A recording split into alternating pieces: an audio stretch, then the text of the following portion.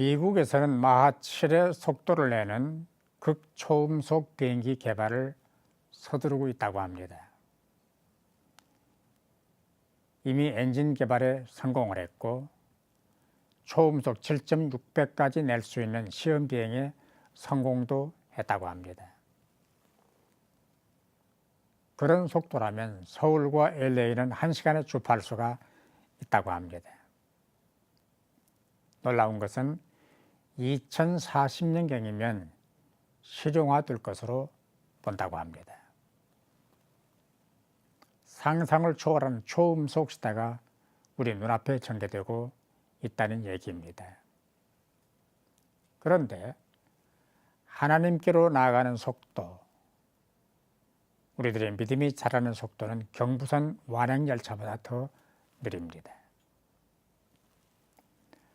40년, 50년을 교회를 드나들면서도 갈 곳 다 가고 할 짓 다 합니다. 믿음도 자라지 못하고 열매도 없습니다. 30년 전 얘기인데요.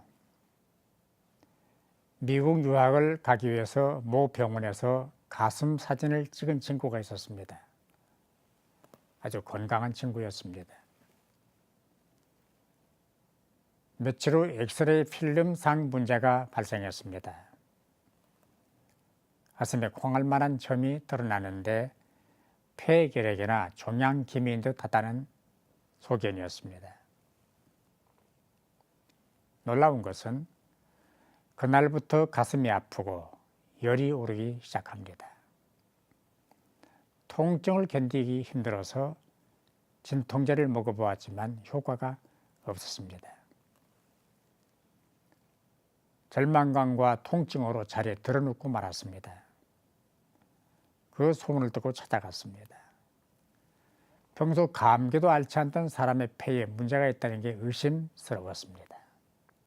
그 친구는 모든 게 다 끝났다며 한숨 짓고 눈물을 흘리고 있었습니다. 저는 그에게 정확한 점검이 필요하니까 다른 병원에 그 필름을 가지고 가서 다시 진찰도 하고 사진을 찍어보라고 권했습니다. 그 병원 의사가 필름을 보더니 다시 촬영을 해보자고 했습니다. 그런데 결과는 깨끗했습니다. 인화 과정에서 그런 현상이 일어났거나 이물질이었을 것이라며 아무 이상이 없다는 진단을 내려줬습니다.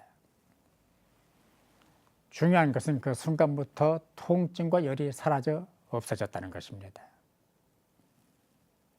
마음이 약해지고 의심이 자리 잡고 믿음이 흔들리면 되는 일이 없습니다. 그러나 믿고 하나님께로 나아가는 사람들은 걱정할 필요도 없고 불안에 또래할 이유도 없습니다. 프랑스의 유명한 작가 빅토르 위고가 무명시절 소설 한 편을 써서 출판사에 보냈습니다. 읽어보고 출판을 해달라는 뜻에서였습니다. 그런데 출판사에서 아무런 연락이 없었습니다. 초조하고 궁금해진 위고가 출판사에 편지를 보냈습니다. 그 편지는 지금까지 세계에서 가장 짧은 편지였습니다. 편지 안엔 물음표 하나가 찍혀 있었습니다. 그 물음표의 의미가 뭐라고 생각하십니까? 내 작품은 어떤가? 좋은가? 나쁜가? 잘 팔릴 것인가? 안 팔릴 것인가? 며칠 후 출판사로부터 답장이 왔습니다. 역시 세계에서 가장 짧은 편지였습니다. 편지 안에는 단 한 글자, 느낌표, 감탄을 쓰는 게 있잖아요. 느낌표가 들어있었습니다. 무슨 뜻일까요?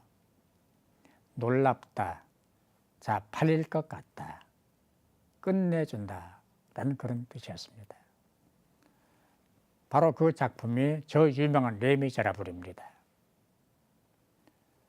누가 하나님으로부터 감탄사를 받을 수 있겠습니까? 믿고 맡기고 하나님을 의지하고 그리고 하나님을 찾는 사람들입니다.